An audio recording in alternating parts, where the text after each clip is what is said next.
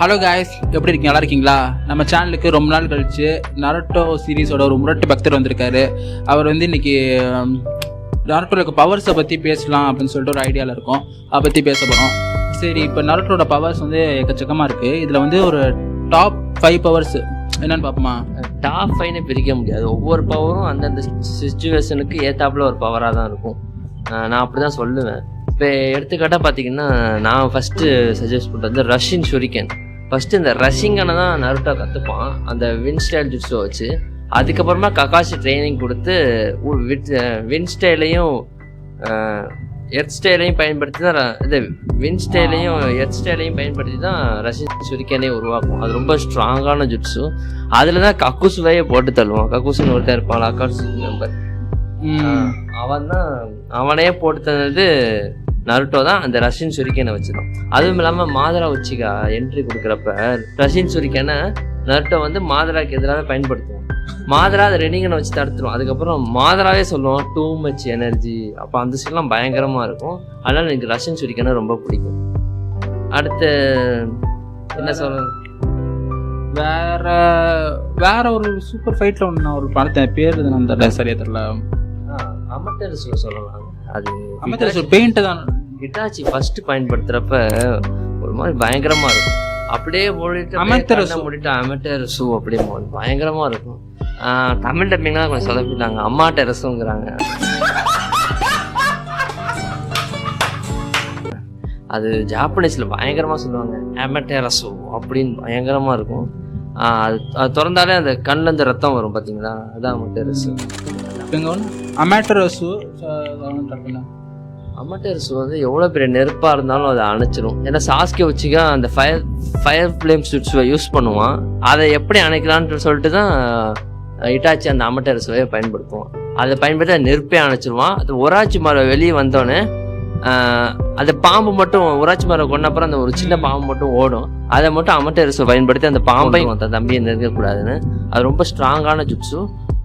அது மட்டும் இல்லாமல் சாஸ்கே அந்த டோபி சந்திக்க வருவான்னு தெரிஞ்சும் அவனுக்கு ஏற்கனவே அந்த அமட்டரசுவை அவன் கண்ணில் போட்டிருப்பான்.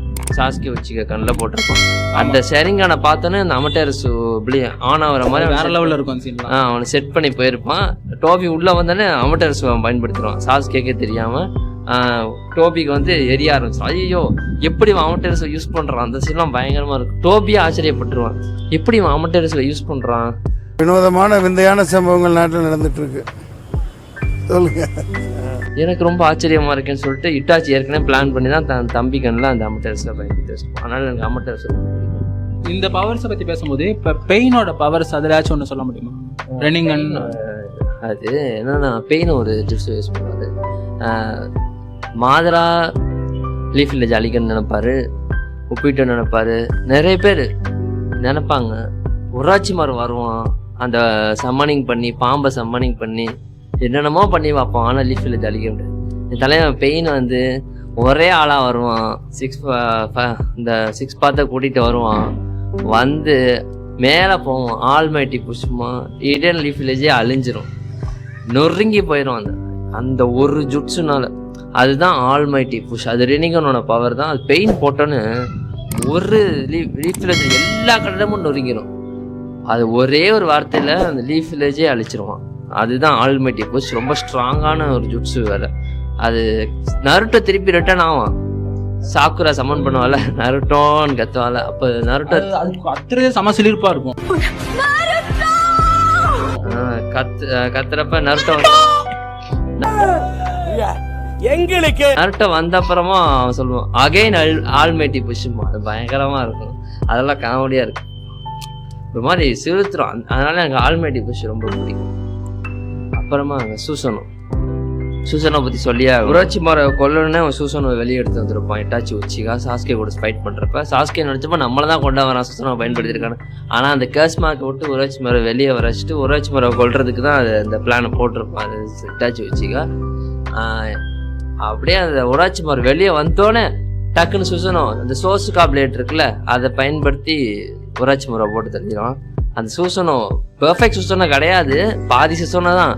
இருந்தாலுமே சோஸ் காப்லேட்டை வச்சு ஊராட்சி முறை போட்டு தெரியும். அந்த சூசனம் எல்லாருமே பயன்படுத்திருக்காங்க. சாஸ்கே உச்சிகா பயன்படுத்துவான், மாதரா உச்சிகா போடுவார் பாருங்க, பெர்ஃபெக்ட் சுசுனோ ஒரு என்ட்ரி. அப்போ அந்த நருட்டோட ஷுரிக்கன் ஜுட்ஸு எல்லாத்தையுமே அந்த சுசனை வச்சு போட சொல்லிடுவார். அந்த என்ட்ரி அப்பயே அந்த சாண்டோட பவரை வச்சு மாதராவை பிடிக்க வருவார்.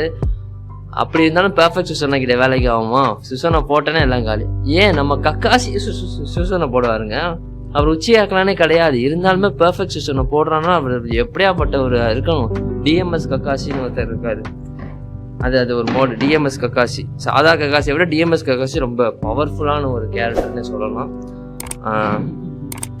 அப்புறமா அவர் போடுறது எல்லாருக்குமே ஆச்சரியம் இருக்கும். எப்படா கக்காசி எப்படா பெர்ஃபெக்ட் சுசனை போட்டார், நம்பவே முடியல. அதான் கக்காசி தான் கக்காசி. அதனால சுசன் எனக்கு ரொம்ப பிடிச்ச ஒரு ஜுட்ஸுன்னே சொல்லி ஆகணும். ஒரு அற்புதமான ஜுட்ஸு சுசனை தான். ஜுட்ஸை பற்றி சொல்லி ஆகணும். உச்சியாக்கலானால தடை செய்யப்பட்ட ஒரு அற்புதமான ஜுட்ஸு இசுனாக்கி.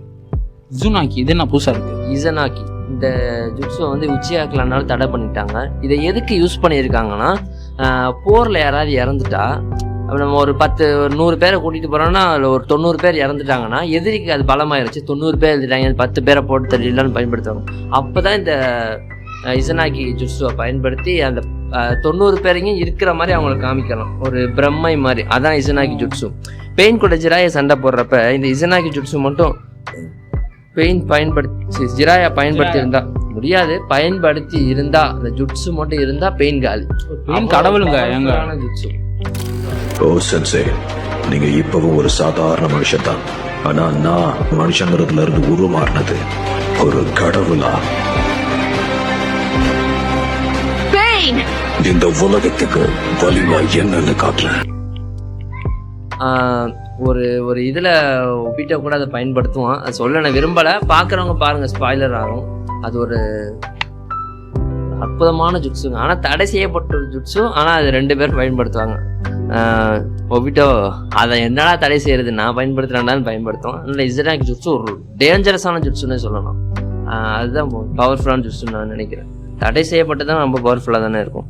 இதான் எனக்கு தெரிஞ்ச நிறைய பவர்ஸ். உங்களுக்கு தெரிஞ்ச என்ன பவர்ஸ்ன்னு நீங்கள் சொல்லுங்கள் பார்க்கலாம்.